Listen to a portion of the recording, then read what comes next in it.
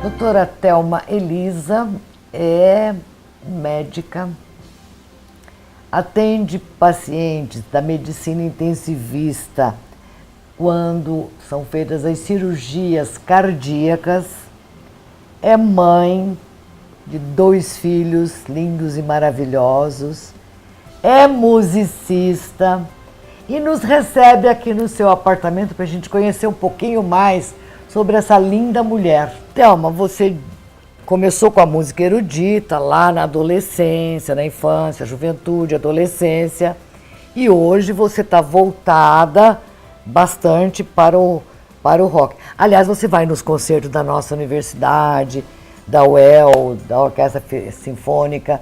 Você é uma apreciadora da música, porque já vem de genética, falando a verdade. E saindo da música erudita para o rock, que paralelo, que correlação você dá?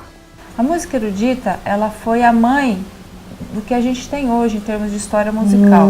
Legal. Ela foi a mãe.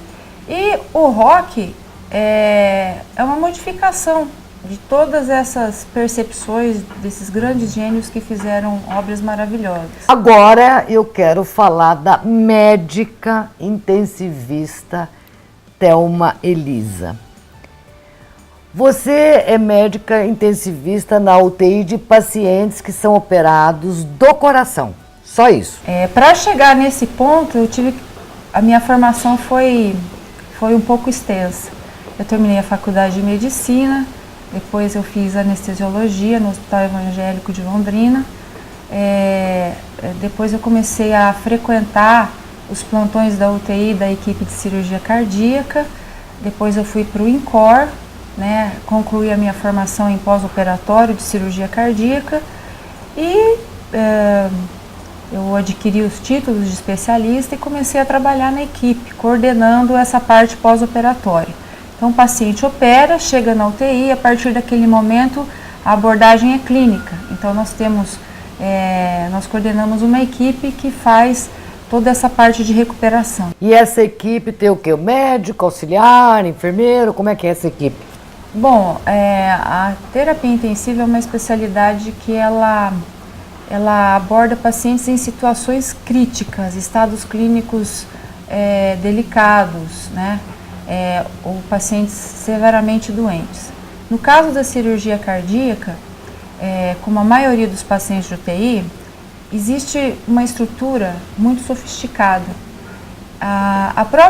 O próprio espaço da UTI é organizado de uma forma completamente diferente do que os outros setores do hospital. Então a UTI cardíaca do pós-cirúrgico é totalmente diferente. Não da UTI, é mais ou menos padronizada toda a estrutura da cardíaca com o restante da UTI, né, que cuida de paciente traumatizado, neurológico, tudo. Tá. Mas a questão é que nós não conseguimos, os médicos não conseguem trabalhar sozinhos, eles precisam de uma estrutura adequada, a UTI ela tem todo um contexto com aparelhos específicos para cada problema, e nós dependemos de uma equipe multidisciplinar, o médico titular, os médicos assistentes, a enfermagem, a fisioterapia, o suporte de nutrição, de psicologia, auxiliar de escritório, auxiliar de limpeza. Então, é um conceito bastante amplo essa estrutura de UTI. E a farmácia também tem que ficar ali à disposição? É tudo integrado? As necessidades da UTI geralmente são priorizadas, porque são os pacientes mais graves do hospital, então a farmácia, mesmo não estando perto do setor de terapia intensiva, todos têm que se mobilizar para que a medicação e o material necessário esteja à disposição no momento do tratamento. Ser médica intensivista de um ato cirúrgico, de uma cirurgia que você pode falar que não é normal, mas para mim é grave, meu coração é grave, porque não é só o centro das emoções, né, o coração, né? Você tem que agir também com o coração, a médica? Para cuidar de coração, a gente tem que ter muito coração.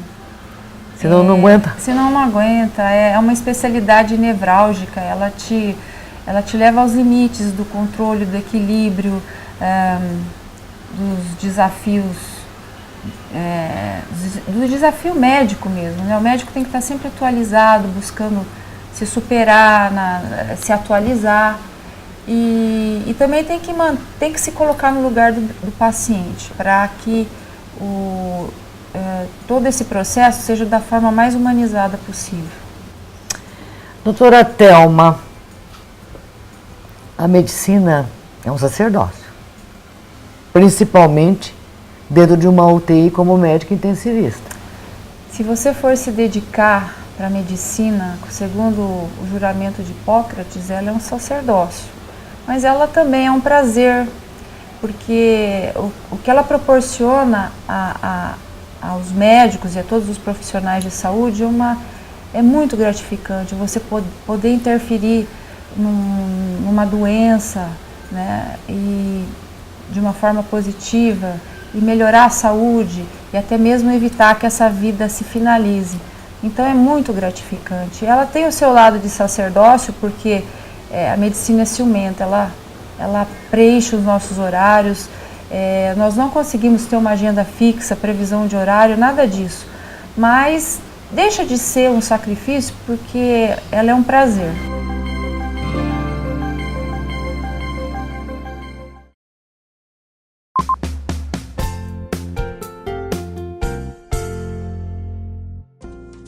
Dois, 2396. 2396.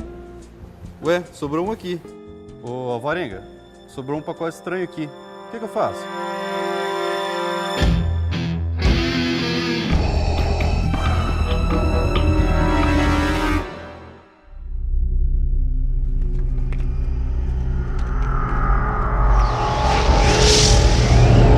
Acesse medsmartanglo.com.br e saiba mais.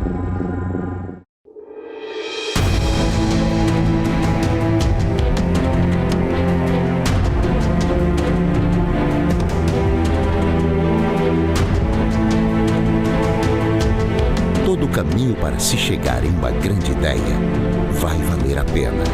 Prêmio APP Mark Media. Uma década valorizando a comunicação de Londrina.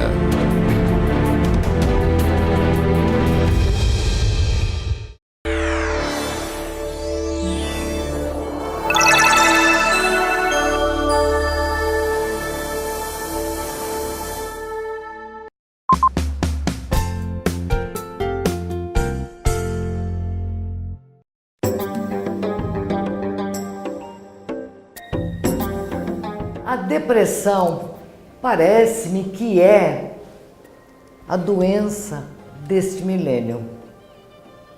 Porque a gente percebe que as pessoas, bem de situação financeira, socialmente, familiarmente, bem no trabalho e sempre com problemas de depressão. E o médico psiquiatra, Dr. Heber Odebrecht Vargas, é especializado neste assunto de depressão, alcoolismo e droga também. E é com ele que eu vou bater um papo. Nós estamos aqui no Hospital de Clínicas da nossa universidade e ele está aqui nesse exato momento atendendo um grupo, que daqui a pouco a gente vai falar sobre esse grupo. Mas o assunto agora é depressão, doutor Heber. Por que as pessoas, porque a gente vê na pesquisa que até a criança tem depressão. E a criança às vezes tem tudo. Verdade. Isso acontece por quê? Então, a depressão não é uma doença só da idade madura ou da idade mais idosa. Você tem depressão em todas as idades, em todas as culturas. E, antigamente a gente não fazia tanto diagnóstico de depressão e muitas pessoas confundiam o que era tristeza normal. Melancolia, que é uma situação de uma emoção, você perdeu alguém, você fica triste, com uma doença chamada depressão, onde você perde o ânimo, você perde a vontade, o prazer das atividades que você antes gostava de fazê-las e você praticamente não tem mais interesse, como por exemplo, cuidar de um neto para um avô, quer dizer, você veja uma pessoa, um avô que adora neto, de repente perde interesse, jogar o baralhinho dele, então você vê, ela começa a ter manifestações outras diferentes de uma tristeza. Tristeza você tem, de repente você demora 2 semanas, você começa a voltar à sua rotina. E na depressão não. Passa-se 6 meses, passa-se 1 ano e a pessoa continua naquele estado. E essa manifestação, quando você tem uma perda, o pai, a mãe, o marido, o filho, você entra numa crise de depressão. Luto, né? É um luto, isso, que é uma perda.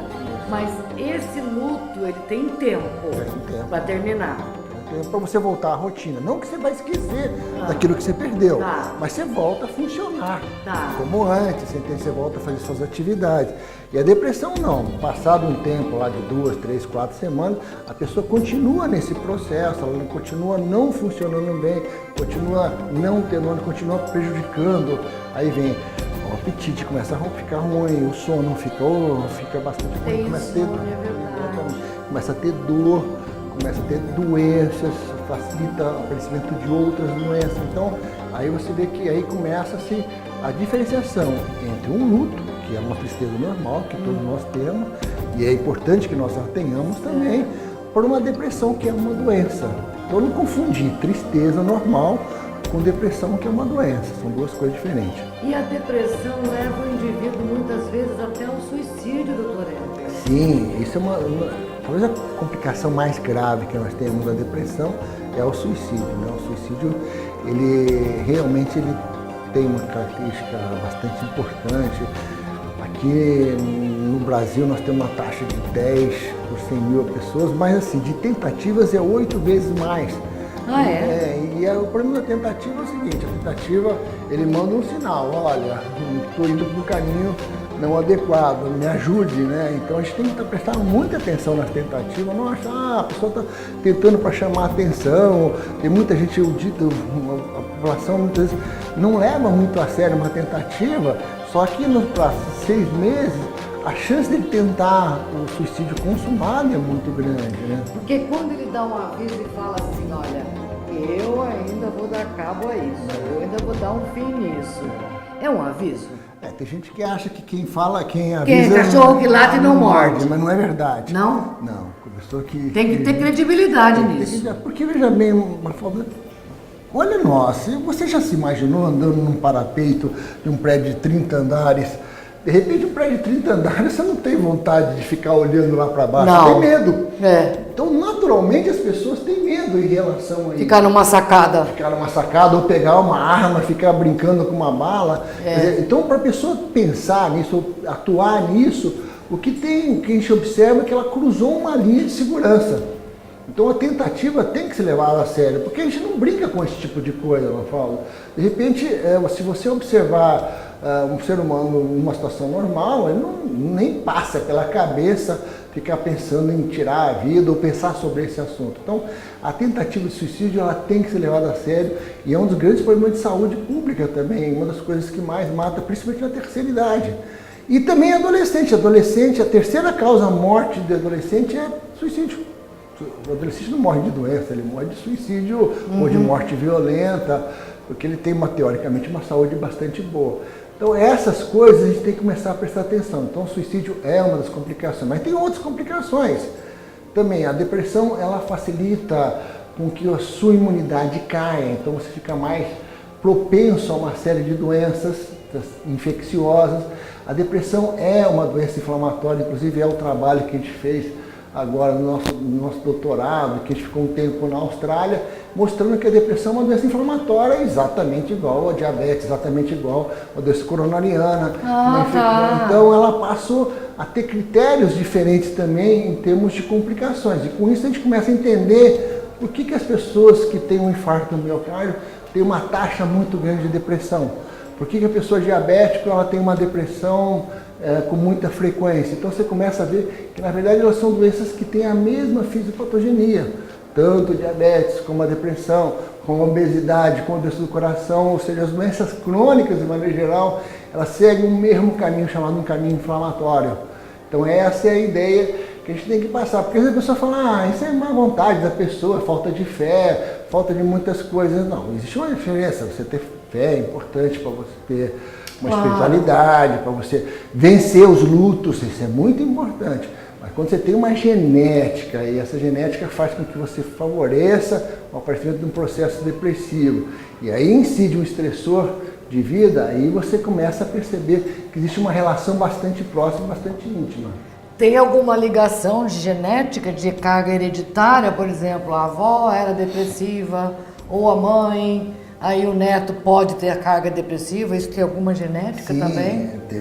Várias situações estão linkadas com a genética, né? É aquilo que eu falo, depressão não é para quem quer, é só para quem pode, né? Não é assim, eu quero ter depressão, vou ter depressão. Ela tem que ter uma carga genética importante, quer outras depressões, quer alcoolismo, que está com um link bastante importante no processo depressivo. Então ele tem que ter essa vulnerabilidade, e aí incide uma personalidade. Normalmente a pessoa depressiva ela é mais rígida, mais metódica, não é uma pessoa que aceita muito essas coisas essas mudanças muito fáceis, entende? São rígidas, metódicas, gostam de coisas certinho, branco no preto e tal. E essas pessoas não se adaptam muito bem com coisas desorganizadas, né? Em cima disso vem os estressores ambientais, perdas, como por exemplo, desses 3 peças que você vê um processo depressivo. Então, tem a genética, é importante. Tanto é verdade que uma das características da depressão chamada bipolar. Eu ia entrar nesse assunto agora. Eu ia perguntar, a bipolaridade tem alguma conexão?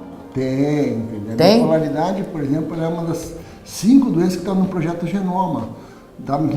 Todo o Projeto Genoma de descobrir o código genético, eles elencaram 5 enfermidades que têm uma propensão maior à genética, e uma delas é o transtorno bipolar. Porque ele tem altos e baixos, euforia e depressão, alegria e tristeza, e às vezes tudo ao mesmo tempo. Às vezes é no mesmo tempo e às vezes não é no mesmo tempo. Às vezes ele tem um período só euforia, às vezes é um processo só de depressão. E aí você tem um quadro misto que a pessoa tem alegria e tristeza no mesmo momento. Você entendeu? Ela fica ciclando, ela acorda de manhã de um jeito e fica à tarde de outro jeito. Aí são depressões de ciclo muito rápido, né? Bipolaridade de ciclo rápidos, né? Mas essa é uma das partes da depressão, né? Uma depressão tem as chamadas unipolares, onde a pessoa só tem depressão. Então ela vai ter uma depressão, tá certo? E as bipolares que ela pode alternar de fase. São 2 coisas diferentes, né? Qual é o alerta que você dá, Dr. Eber, para quem está nos assistindo agora, para que observe um familiar, observe um amigo, para que ele tenha as dicas importantes para saber se aquela pessoa está entrando num processo de depressão ou não? Pois é, o primeiro processo que é importante é você entender que não é necessariamente você falar, teve um problema, uma perda. Tá, você pode ter uma perda, você tem um tempo normal de perda.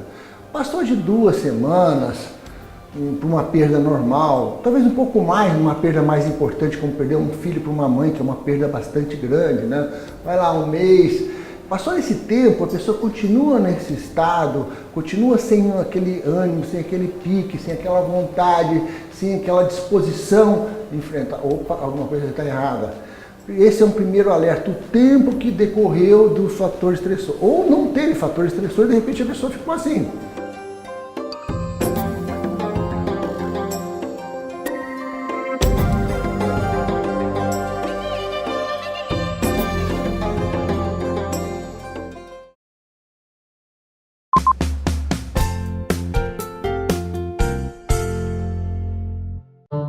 Como será que as pessoas me veem? Ser ou não ser, eis a questão. E como meus amigos me veem? Como te quiero, muchacha? Eu também. Uau! E como eu me vejo? Um profissional atento às rápidas mudanças do mercado de trabalho. Atualize ainda mais seu conhecimento com os cursos de pós-graduação Unifil. Faça sua matrícula. O mercado exige os melhores na prática. O prazer da boa mesa está aqui. Tomatos, sua nova opção de almoço no centro, de segunda a sexta. Delicioso buffet com saladas, legumes, massas, carnes, guarnições e muito mais. Tomatos, gastronomia de qualidade e arte no bem servir para toda a família. Rua Belo Horizonte, 1321.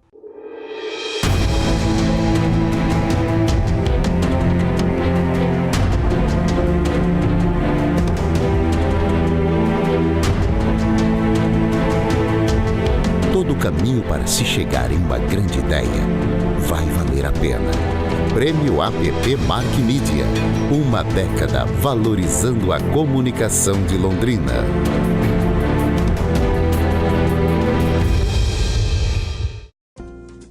Dois, 2396. 2396. Ué, sobrou um aqui. Ô, Alvarenga, sobrou um pacote estranho aqui. O que eu faço?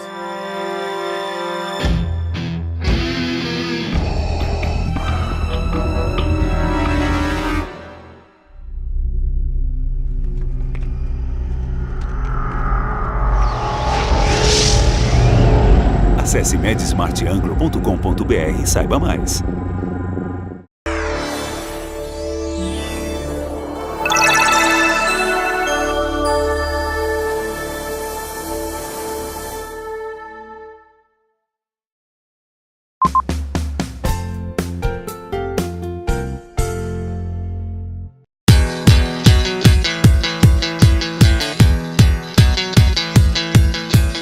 No próximo dia 30 de novembro, nós teremos a confraternização, o baile da equipe do tênis, não só do Yacht Clube de Londrina, mas de todos os clubes da cidade.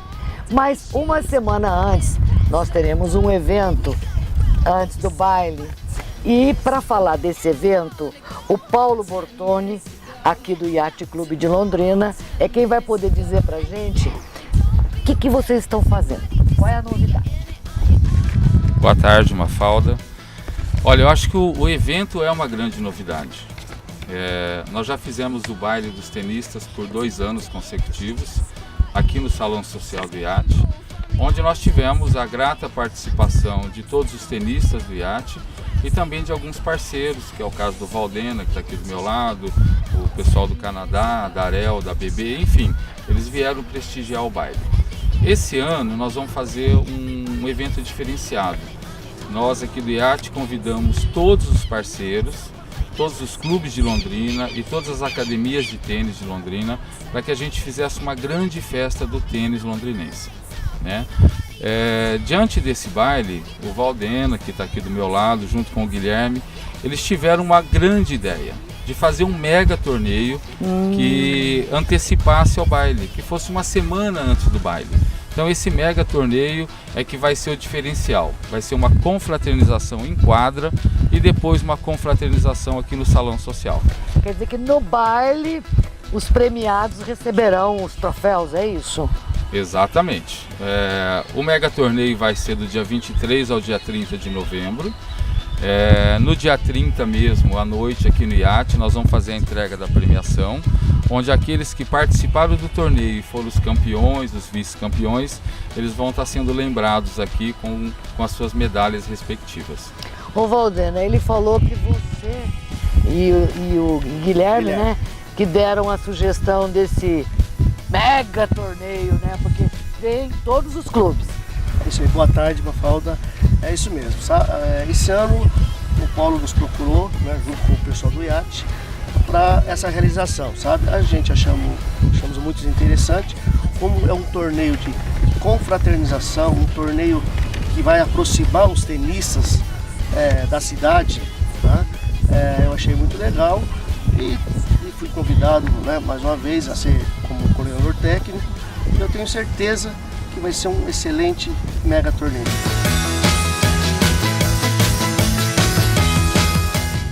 Márcio Omori, você é de qual clube? Olá, Mafalda, eu sou aqui do Yacht também. Ah, legal. Né? Nós estamos aqui já há algum tempo na organização do tênis, então faço parte do Yacht Clube também. E o tênis é uma modalidade que traz uma reeducação para gente que pratica? Eu acho que além da reeducação é um social, né? É um momento onde as pessoas vêm para curtir um momento de amizade. Quantos anos você tem, Gustavo? Tenho 25, Mafalda. E você pratica tênis há quanto tempo? Desde os 8 anos de idade. O quê? Nossa! Criancinha mesmo. E é uma paixão? É uma paixão. Antes de eu jogar, eu já vi meu pai jogando e eu gostava muito de ver, aí comecei e nunca mais parei, agora trabalho com isso. Ah, tá. Então você faz parte, inclusive, comercialmente falando. Agora sim. A gente tem 2 academias, uma no Grêmio e uma em Ibiporã. E também participamos na organização de eventos, que é o que agora eu estou fazendo com o pessoal do IAT, da PT, o Guilherme da BB também. O Sidney Caiamori e o José Carlos Cordeiro também são tenistas. Sidney, você é de qual clube? Eu estou representando o Canadá e também participo no Counter. Então nós estamos assim, temos já uma boa parceria com o IAT, outros clubes também. Nós temos uns torneios e o último foi o Sr. Orlando Conte, que foi a 17ª edição. E nós temos assim sempre esse bom relacionamento esportivo, social também. E nesse evento a gente está também novamente aí numa boa parceria com o Paulo, com o Márcio aqui do IAT, para estar divulgando esse mega evento que vai ser tanto na parte esporte como também a parte social, e ter um trabalho de relacionamento, integração entre os tenistas. José Carlos, a Arel é forte no tênis? Olha, Mafalda, eu diria que nós temos bons tenistas, né?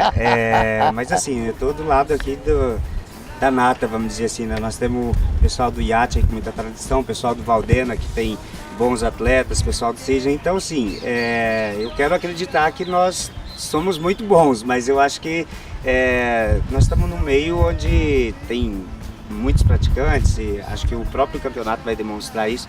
Então acho que tem espaço para todos e tem bons tenistas, grandes bons tenistas desse grupo todo. Tem que treinar muito? Ah, sim, acho que o esporte, né, de modo geral, ele precisa de dedicação. Às vezes a gente quer praticar uma modalidade, o tênis é uma modalidade com muita especificidade mesmo. Então o cara tem que a princípio gostar, né? Acho que o caso do Gustavo começou muito cedo. As escolinhas, todas as escolinhas que nós temos nos clubes, as escolas particulares como a do Valdena, elas têm aulas para iniciação desde muito cedo. Então essa prática, na verdade, é que vai fazer com que o cara seja um bom tenista, forme um grande tenista, uma grande tenista.